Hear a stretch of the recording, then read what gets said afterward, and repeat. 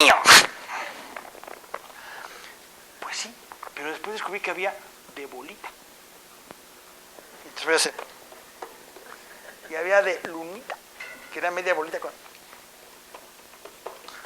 Y hacía muchas caídas. Entonces, esa fue una gran actividad formativa psicogenética en mí, porque efectivamente era horrible. Pues sí, nada más vemos así. Entonces, hay quienes nomás vemos de estrellita. Entonces, vemos después de la estrellita, todo es nada. Entonces, nomás veo y estrello, o veo y lunio, o veo y redondello. Así vemos. Ese es nuestro aparato cognitivo, no tiene otro. Pero con el tiempo empezamos, las estructuras no se pueden ver, nadie le ve la estructura al otro. Te veo el ojo, o te veo aquí. El proceso tampoco lo puedo ver, veo pedacitos. El conocidísimo definición entre una descripción densa y una descripción mensa. Alguien te quiere ligar y te hace. Y tú, tiene una basurita el compa. Entonces te das cuenta que no llegó la intención, entonces le haces. No, tenía tic. Pues nadie quiere con un menso, aunque esté un cromo. Bueno, a lo mejor para la maquila, pero así, alguien que no diferencie, o sea, no. Pero esto es fuerte. Pero es muy simple. La especie humana recorta objetos. No puedes ver relaciones. Hay mamás que las ven de volada. Tu amiguito. Es tu compañerito. ¡Ey! Pero ya puso algo que tú... No, digo, también sale la feromona y se percibe. Damos más lentes para percibir feromona. El feromonazo, las mamás por alguna razón lo huelen, ¿no? Sí, es tu amiguito. Sí, yo te lo presento, Igori. El feromonazo perrón, que alguien se da cuenta. Pero a ver, trabajamos a base de inferencias, conocemos por inferencias, no lo vemos. Toda estructura debe ser inferida y un proceso debe ser por lo menos doblemente inferido. Nadie puede ver la estructura de la molécula del agua. ¿Cómo no? Mira, ya le vi el H y el 2 y el O. ¡Ey! El agua, pues ahí está, mira. Voy a hacer un experimento científico. Efectivamente era agua. A mí en realidad para tomar el agua me importa un rábano si es H2O, H4O, R452, Mateo 534. Más o menos lo mismo. Yo quiero el agua. Pero si quiero saber, y además sé que el agua así, mira, ya se puso así. Y le hago para acá y ya se hizo para acá. Y si le arriesgo aquí, se va a expandir. Y además, si le pongo calor, a la hora que diga 100 grados, se va a hacer vapor. Si le pongo frío, a la hora que llegue a 0, se hace duro. Y entonces va a romper el... ¿No se ha pasado que metes unas chelas al congelador y se rompe? Vete por las ostras. Corriendo por las ostras. Ya cerraron el Oxxo, no lo hicieron. Destructor de los estanquillos de economía popular. Esa es una comercial contra los Oxxos, realmente. Retomo la ciencia ante todo. Pues no podemos ver, son invisibles. Ahora sí que el Principito tenía razón.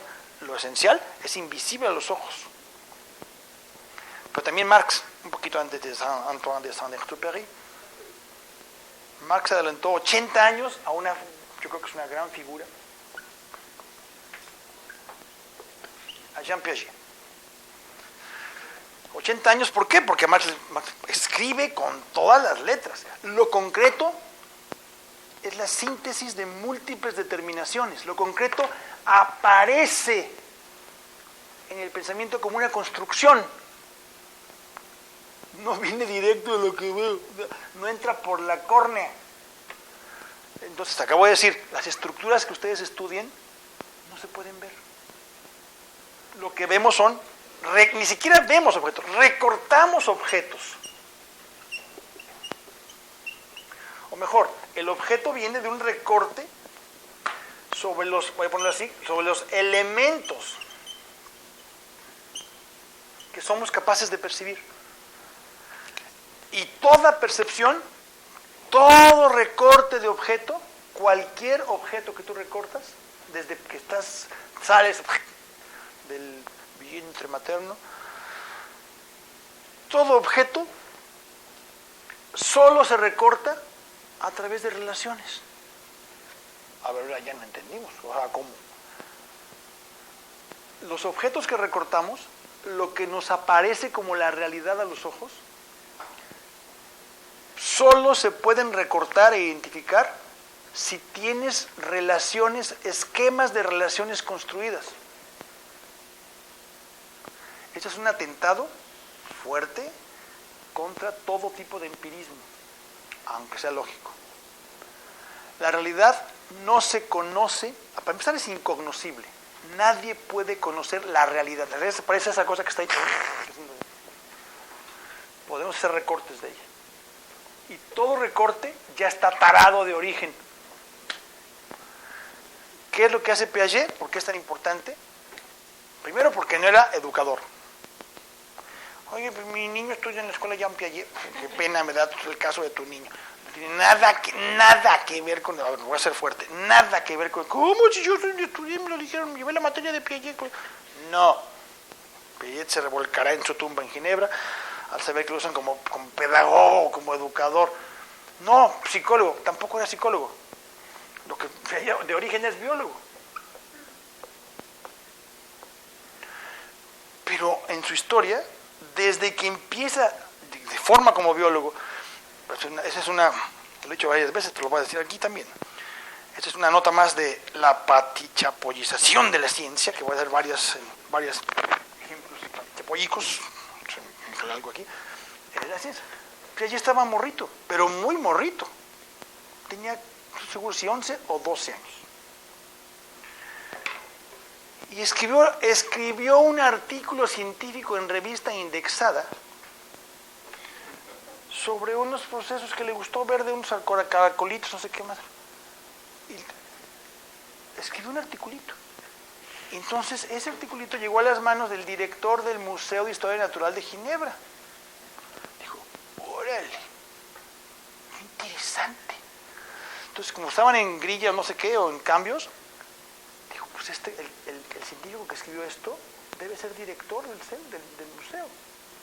Entonces le escribió una carta y le dijo, pues le ofrecemos, Monsieur Piaget, le ofrecemos la dirección eso está en la historia de Patichapoy, perdón, en la patichapollización de la ciencia, que es muy importante.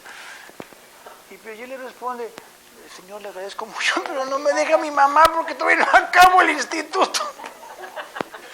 Piaget estaba perrón, verdaderamente perrón, estaba bien Lorenzo, pero interesante. Entonces, Piaget no es como biólogo, después de biólogo se va a París, estudia, o sea, trabaja más en la Sorbona, es parte, Jean Piaget, no sé si lo saben, igual lo saben, es parte del equipo que construye el reactivo para que se llama la prueba del IQ, que es totalmente estadística, o sea, Piaget sabía las estadísticas de arriba para abajo.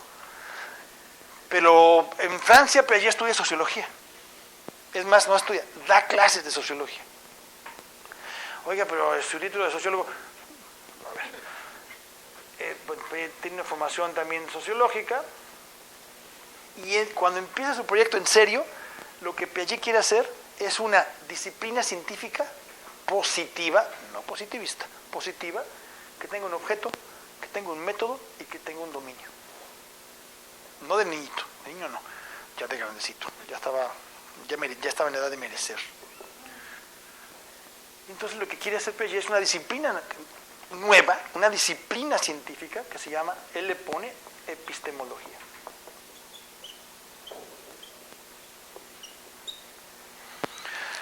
Hasta antes de Piaget, o sea, Piaget es un epistemólogo, no un biólogo, no un pedagogo, no un psicólogo. Pero, oigan, pero ¿cómo? A ver, dentro de su proyecto de epistemología, ¿qué quiere estudiar Piaget? Quiere estudiar los procesos de construcción de conocimiento en la especie humana.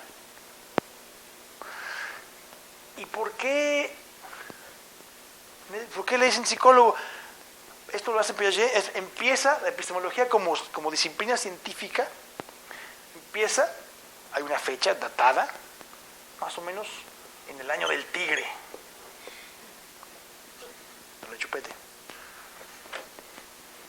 tigre. El 50. ¿Por qué? Porque funda el Centro Internacional de Epistemología Genética en Ginebra. Y funda la colección de estudios de epistemología genética. Y tiene un seminario en Ginebra, una carrera de epistemología genética, donde participan un montón de gente. Si ustedes se asomaran o se asoman, lo googlean y se asoman a ver cómo estaba compuesto y cuál fue la composición en la historia, el proceso histórico de participación en el comité científico de ese instituto, se van a dar unas sorpresas maravillosas. La gente que estuvo, participó, se formó o aportó ahí. Un comentarito, por ejemplo, René Mandelbrot. ¿A alguien le suena en qué equipo juega René Mandelbrot? Juega en Francia, juega en el Paris Saint-Germain. No, Mandelbrot bueno, no, el nombre no, pero seguramente saben lo que es un fractal. O le suena con bueno, Mandelbrot, Mind Games, a Lennon, John Lennon, Mind Games, Lennon. Mandelbrot construyó unas ecuaciones que tienen potenciales fraccionarios. A ver, o sea, 1 a la 0, 0. 1 a la 1, 1. 1 a la 2, 1. No siempre va a ser 1. 2 a la 1, 2. 2 a la 2, 4. 2 a la 3, 9. Digo, 8. Depende. 8. Entonces, potencias fraccionarias, no entro mucho en esto. Imagínense una superficie, que es L a la 2, L al cuadrado, lado por lado, ¿no? Pero una superficie que le haces así. Sigue siendo superficie, no es volumen, no es L a la 3, que es un volumen, cubo. Pero esta ondulación, 2.7. A nadie se le ocurrió. A Mandelbrot sí. Por ejemplo, bueno, el Seymour Papert, ¿le suena a alguien? Seymour Papert, padre de la inteligencia artificial, el MIT. Se lo abduce el MIT de Ginebra. ¿Cuánto quieres? Para acá. Entonces, allí empezó a generar el equipo verdaderos, como Argentina exporta jugadores y Brasil, más o menos. Entonces, y para mí, esta disciplina, que es muy, digamos, muy reciente, se consolida en el año 2000, no precisamente por Fox. Digo, para decirlo de manera más o menos clara, ¿no? Ahorita les cuento por qué. Porque hay otra obra, otra producción, otra gente que cierra. Para mí el que cierra, es la obra que cierra esa formación de la ciencia de la epistemología genética, es la obra de Rolando García, que se llama El conocimiento en construcción. Un texto que está en Gediza. Quien quiera nos escribe y se lo mando, porque ya lo digitalizamos 8,000 veces porque no lo encuentras en ninguna parte, o si no lo encuentras. Bueno, Rolando García es otro.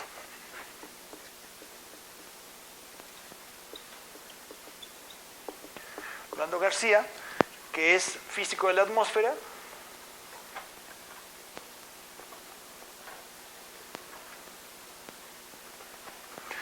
que por eso, bueno, no es por eso, físico de la atmósfera, y también estudió al mismo tiempo filosofía de la ciencia.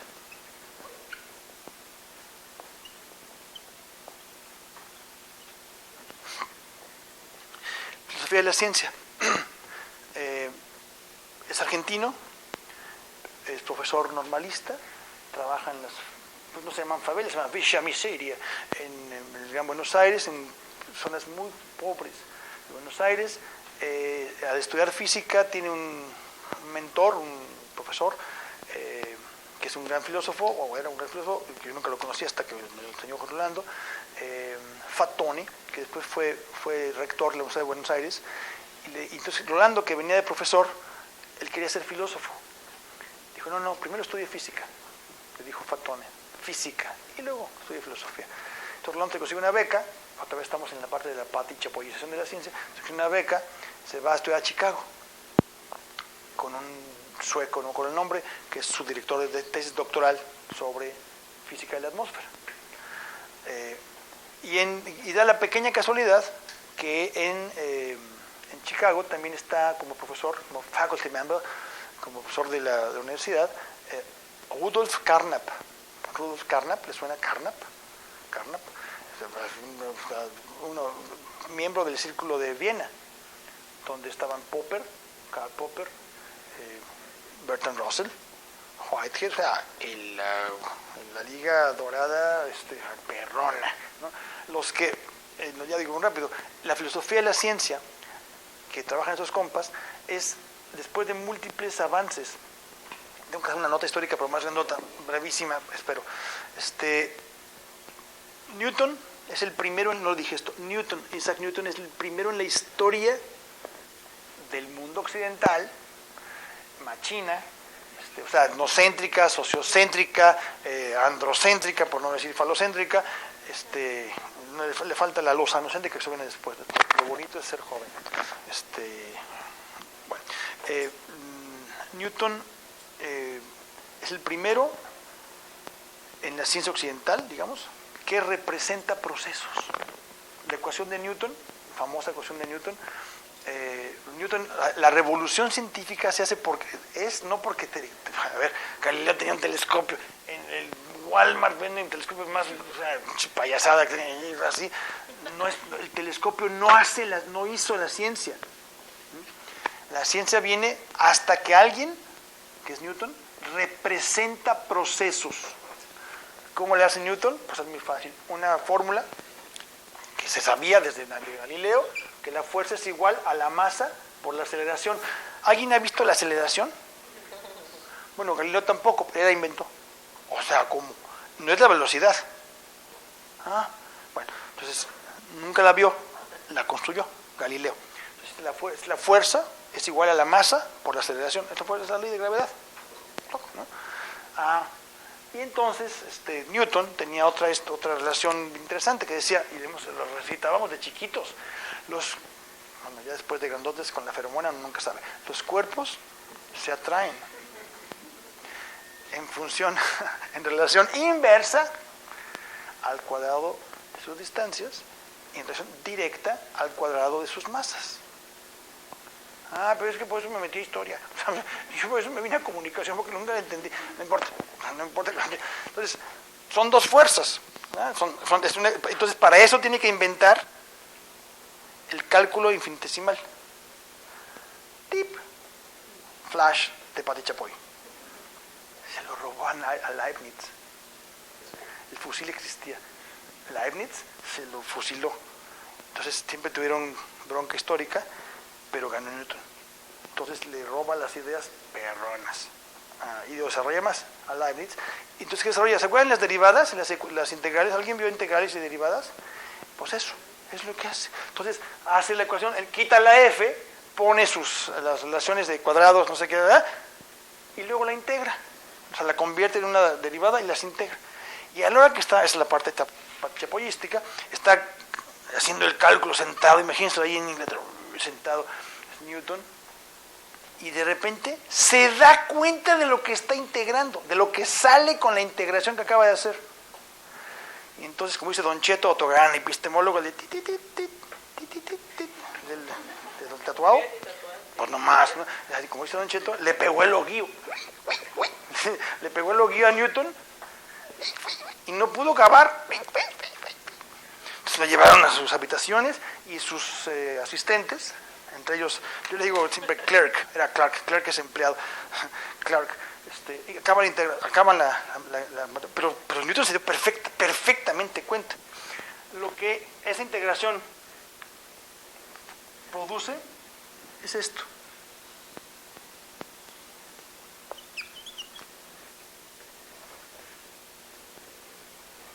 Bueno, eso, una elipse. Por eso, pues desde Platón, que le entraba esas cosas. ¿Quién crió la tierra en 7 días o no sé cuántos? Dios. Entonces, Dios es evidente, ¿no? Hasta lo en un libro dice.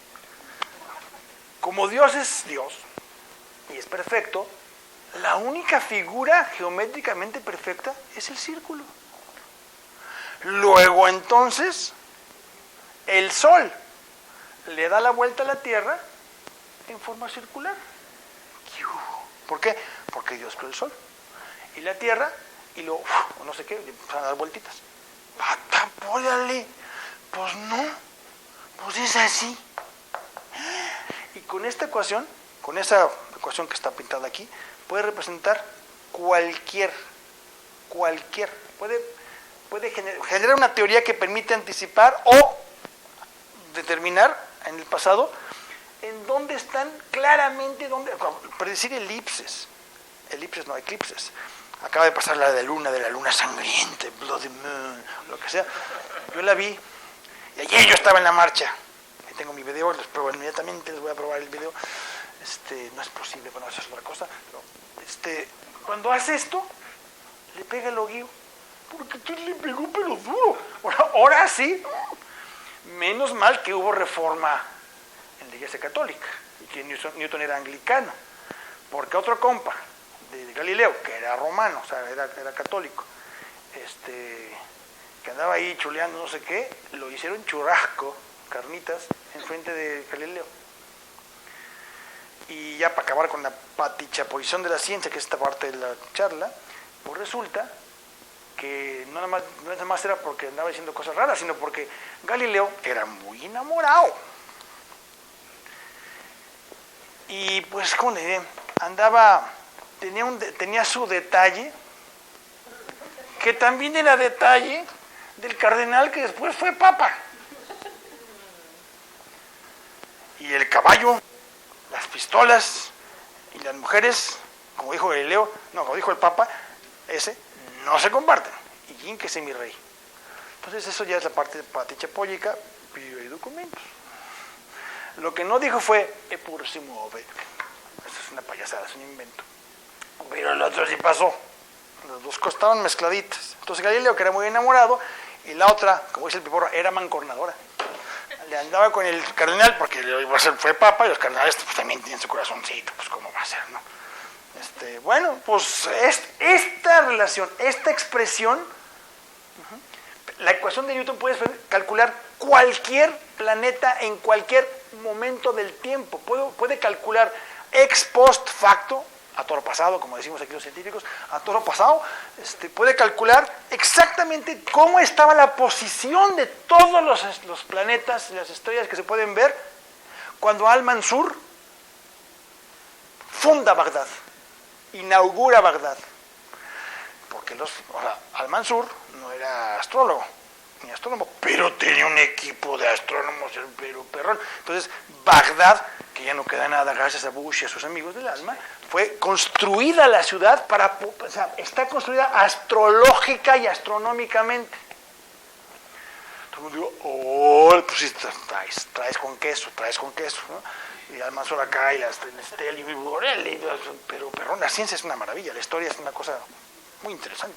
Entonces, esto permite calcular perfectamente, claro, en la fecha en que se funda Bagdad, te regresas y claro, estaban aquí, bueno, órale así, empiezas a ver, calculas un montón de cosas. Por primera vez hay teoría, una teoría que explica por qué se mueven en círculo, no en círculo y sí en elipse, y por qué caen a 9.8 metros sobre segundo al cuadrado, cuando quieras, donde sea, hasta en China. Entonces eso hace, estoy hablando de esto, pasa en el siglo XVII. Pero curiosamente en Inglaterra, que se genera ahí, no pasa nada. No pasa nada. Porque también se dedica, había un compa que no se pudo independizar, que se llamaba James Watt, que construyó la máquina de vapor en Escocia, arribita. Y en Escocia, entonces se desarrolla otra cosa que estudiamos como la revolución industrial. Eso. O sea, los ingleses son bastante más pragmáticos, se dedican a hacer máquinas. Y esta así que para... Y no hace nada, no pasó nada en Inglaterra. 20 años después, y sigue aquí Patichapoy presente, 20 años después, la amante de Voltaire, imagínense la amante de Voltaire, traduce a Newton al francés. Y el racionalismo francés, lo desarrolla y finalmente la revolución científica que conocemos no pasa en Inglaterra, pasa en Francia.